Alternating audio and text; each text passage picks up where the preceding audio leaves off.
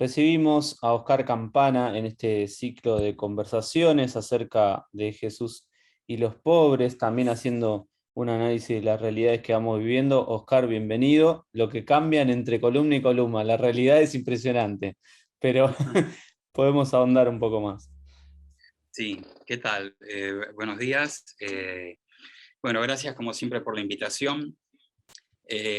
Lamentablemente el tema de los pobres y de la pobreza en nuestros países latinoamericanos sigue presente, sigue latente ahí permanentemente el escándalo de la región del mundo más desigual, ¿no? Como suelen decir las estadísticas. Y el escándalo de esa misma América Latina que se proclama y se dice cristiana. Y por eso es que la reflexión, el pensamiento sobre los pobres y el compromiso con los pobres ha tenido entre nosotros como un color particular. Y como toda palabra, en este caso los pasajes en los que Jesús se refiere al tema de los pobres, como toda palabra es leída desde un lugar, desde una perspectiva como es la que nosotros atravesamos. La otra vez cuando anduve por acá, habíamos hecho una reflexión sobre las bienaventuranzas, sobre todo la bienaventuranza a los pobres, en el contexto, decía yo, de la abundancia de palabras de Jesús vinculadas a los pobres en los primeros momentos de su misión pública. Hoy quiero seguir en esa perspectiva con un par de pasajes que me parece que pueden decirnos mucho más de lo que a veces pensamos. Recordarán los que han leído el Evangelio que Juan Bautista está preso porque Herodes lo encarceló por sus críticas proféticas en última instancia a la vida de este rey medio pagano que se le había impuesto a Israel. Y nos dice el Evangelio, lo voy a tomar del capítulo 11 de Mateo, que estando en la cárcel, Juan Bautista oye hablar de las cosas que Jesús hace y dice. Y lo que hace el Bautista es mandar a sus discípulos, el Bautista tenía discípulos como Jesús, a preguntarle a Jesús, ¿eres tú el que ha de venir o debemos esperar a otro? Esta pregunta que denota casi una cierta decepción. El que debía venir es una forma de hablar del Mesías. ¿Hace estas cosas? ¿Lo que hace Jesús es mesiánico? ¿O habrá que esperar a otro?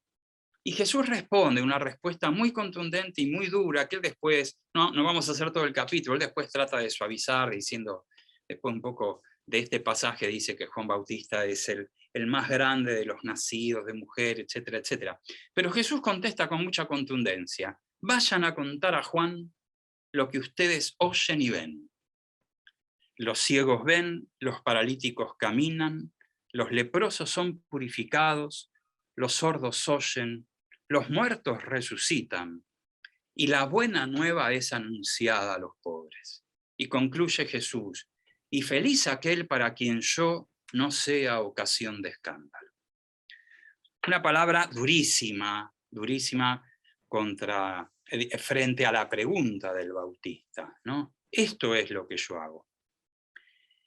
No nos vamos a detener aquí en la relación Jesús el Bautista, que hay infinidad de libros escritos sobre ello, sino en la respuesta de Jesús. ¿Qué es lo que Jesús hace?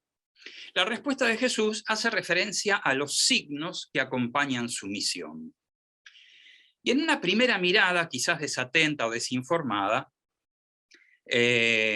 uno podría catalogar esos signos como en dos categorías. Por un lado, los milagros y prodigios, los ciegos, los paralíticos, los leprosos, los sordos, los muertos, y por otro lado, otra categoría que es la del anuncio o la predicación, cuando dice la buena nueva es anunciada a los pobres. Ahora bien, habría que decir que desde una profunda perspectiva bíblica, dicha distinción, predicación por un lado, prodigios por el otro, no sería la más apropiada.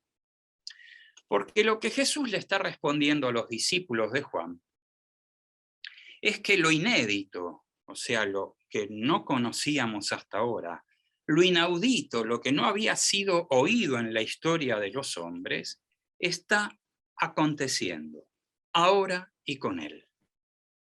¿Ven? Por eso es que el anuncio de la buena nueva a los pobres esté a la misma altura que signos como la resurrección de los muertos.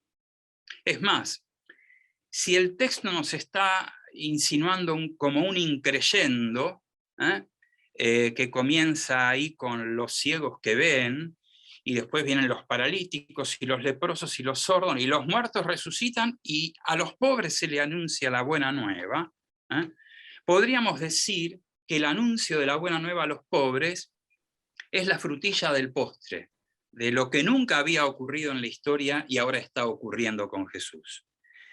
Me gusta decir que tanto o más milagroso que resucitar a los muertos es decirle a los pobres que Dios les da su reino. Yo sé que esta palabra puede ser fuerte porque todos estamos ansiosos de que alguien haga un milagro con nosotros o de nosotros hacer milagro y pasar a la posteridad.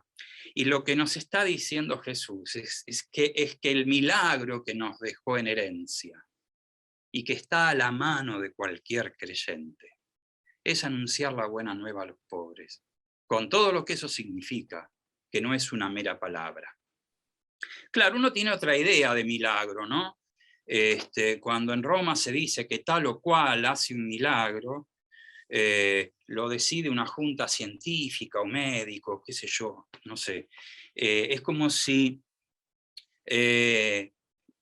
los milagros no tuvieran que ver tanto casi con las palabras y los gestos del Nazareno allá en la Palestina del siglo I, sino con los apologistas antimodernos del siglo XIX, ¿no?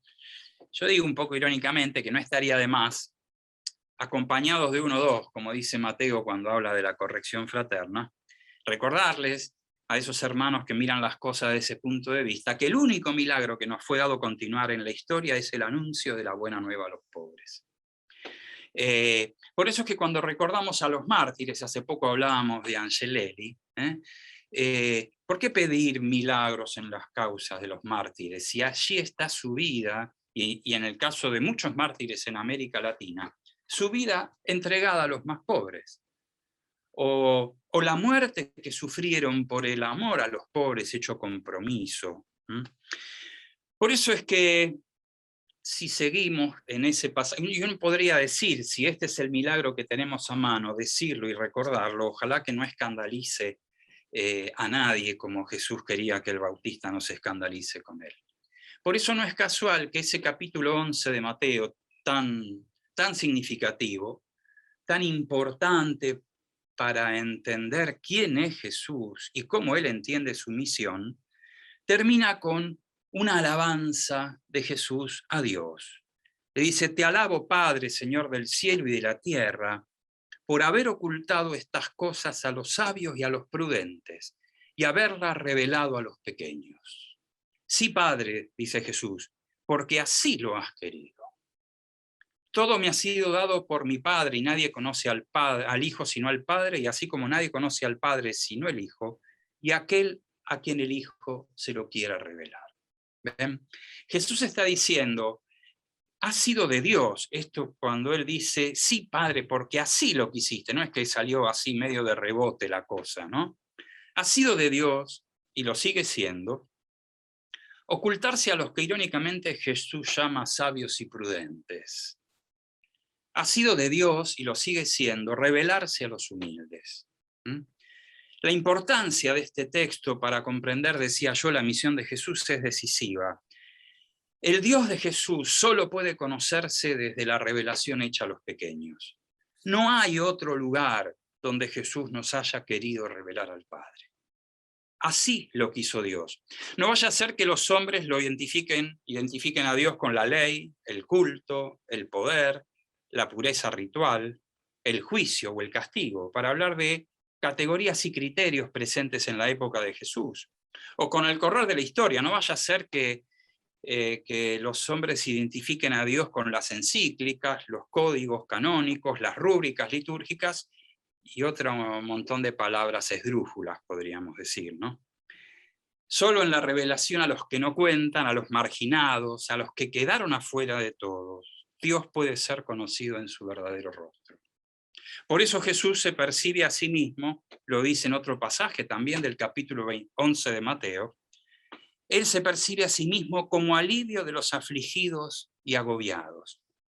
Y me gusta decir, acá siguiendo a algún teólogo europeo, ¿no?, que Jesús libera a Dios de su propio yugo, ¿sí?, y libera a los pobres del Dios que los había condenado a su suerte, mostrándole que Dios está con ellos, que ha decidido correr él mismo la suerte de los pobres, y por eso los llama dichosos.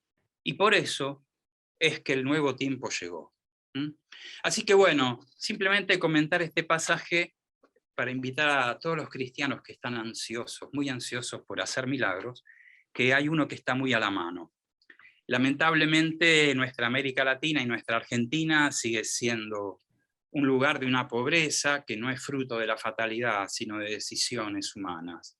Pero afortunadamente hay quienes, a lo mejor leyendo estas palabras, se dan cuenta que en ellos, en aquellos que padecen la injusticia provocada por los propios hombres, Dios está presente y que se nos invita no solo a reconocerlo ahí, sino a comprometernos también para cambiar su suerte.